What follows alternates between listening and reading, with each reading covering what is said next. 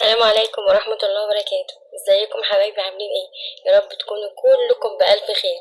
النهاردة بقى يوم جديد بفيديو جديد بروتين جديد. اول حاجة هعمل فطار كده لابني عشان يبدأ مذاكرة ثانوية عامة.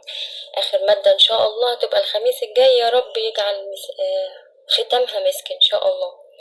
خليكم معايا وهنشوف هنعمل ايه.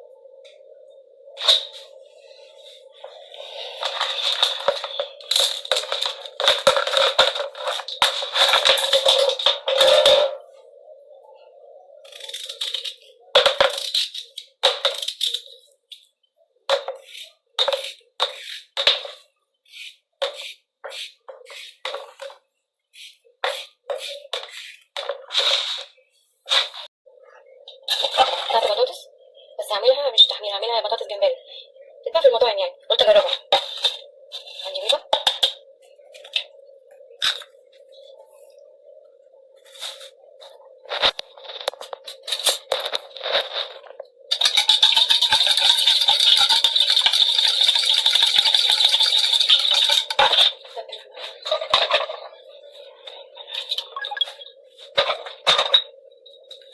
وفلفل، شطة.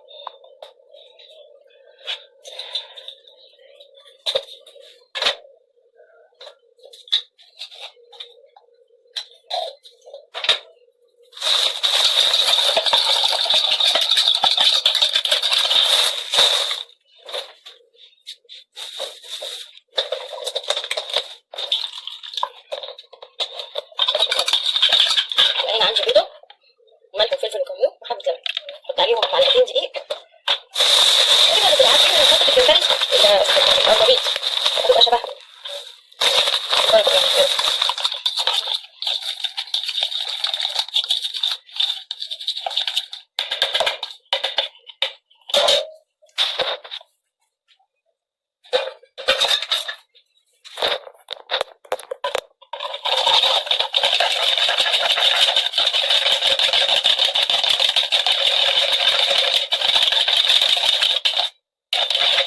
محتاجة شوية دقيق.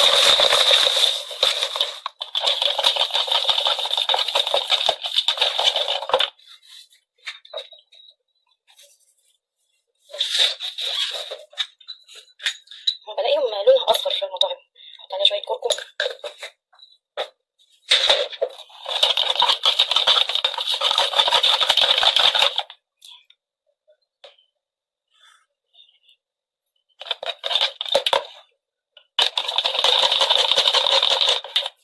يعني حاسة كبرت.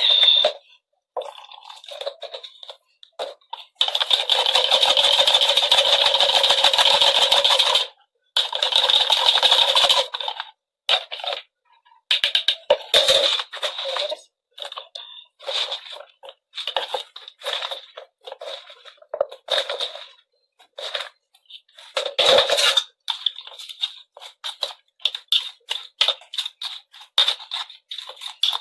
أول مرة هجربها ومش عارفة هتبقى طعمها ايه، هنشوف دلوقتي.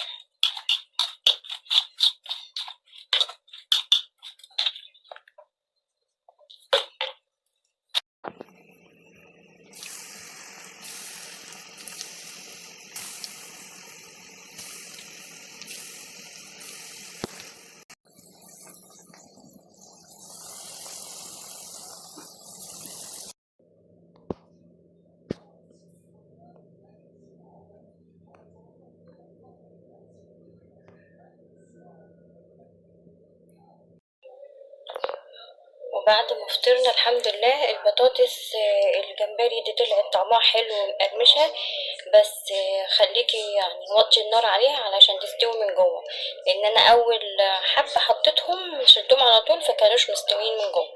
بس الحمد لله فطرنا وشربنا الشاي. هنشوف دلوقتي هعمل الغدا. عندي فرخة غسلها كويس اوي ومنضفاها. هعملها بطريقة حلوة اوي هتعجبكم ان شاء الله.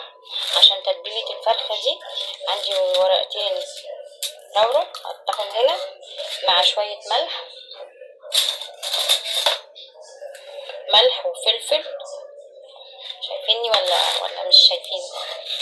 اهو ملح وفلفل وكركم وكزبرة ودي حبة معلقة صغيرة قرفة، وده توم باودر على بصل باودر، وده شطة وبابريكا. حطهم كلهم على بعض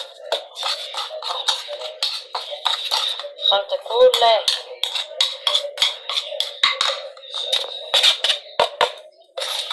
هي اكترية عمايل الخلطة دي بالزيت.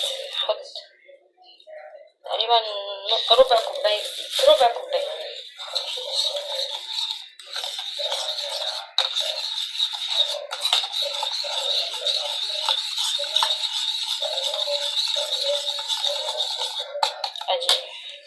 ادي بتبقى لونها، بس انا عشان الكركم طلع قليل، فهي دايما يعني الاكتر فيها لازم تبقى صفرة مصفرة شوية.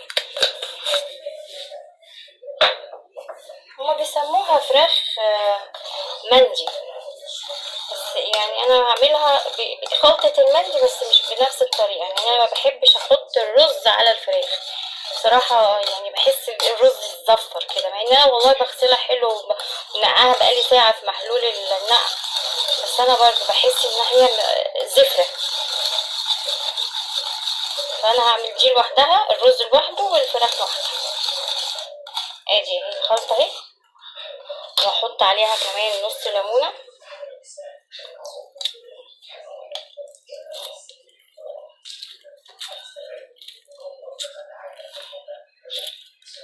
صلوا على النبي حبايب قلبي. اللهم صل وسلم وبارك على سيدنا محمد وعلى اله وصحبه وسلم. بسم الله ما شاء الله. عاملين غدا ايه النهارده؟ ولا النهارده واخدين اجازه؟ وهحط كمان زيت نقطة خل.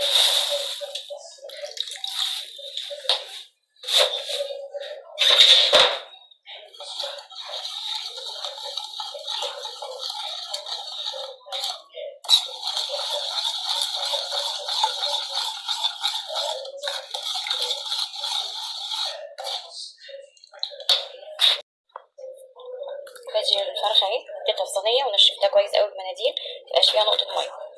وادي الخلطه بتاعتي هدهن بقى من هنا وادهن الفراخ اهي.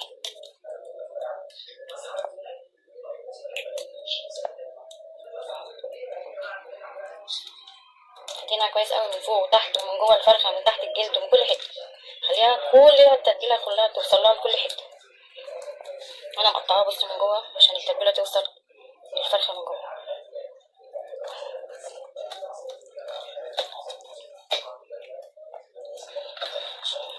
سيبها برضو.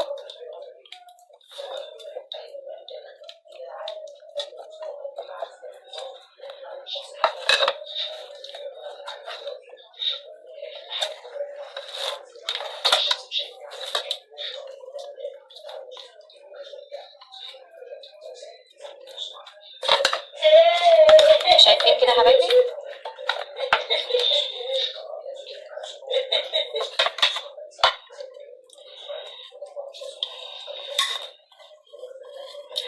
طبق فلت.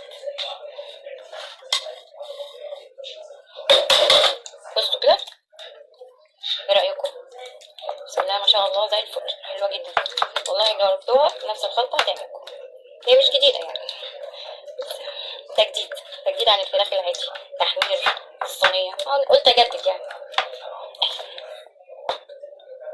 هسيبها بقى في المحلول ده كده قد مش محلول قد التتبيله دي ساعه، وبعد كده احطها على البوتاجاز. الاول بس هغطيها بفويل واسيبها في التلاجة ساعه، وبعد كده احطها على البوتاجاز نص ساعه تستوي، بعد كده احطها في الفرن. بصوا يا بنات ده الرز اهو. انا لسه مسويتوش، بس الاول حطيت معلقه زيت. الاول ما كنتش عارفه اصور والله وانا لوحدي. حطيت معلقه زيت، معلقه سمنه، ومعلقه سكر. كرملت السكر، وبعد كده حطيت الرز، وحطيت عليه ملح وفلفل وقرفه وايه تاني، وكان عندي حبه زبيب بقى حطيتهم، وبس ما حطيتش عليه حاجه تانية، يعني ما عنديش حاجه تانية. حطيت كركم طبعا عشان لونه يبقى اصفر. اهو هسويه بقى واحط له الميه، وصلوا على النبي.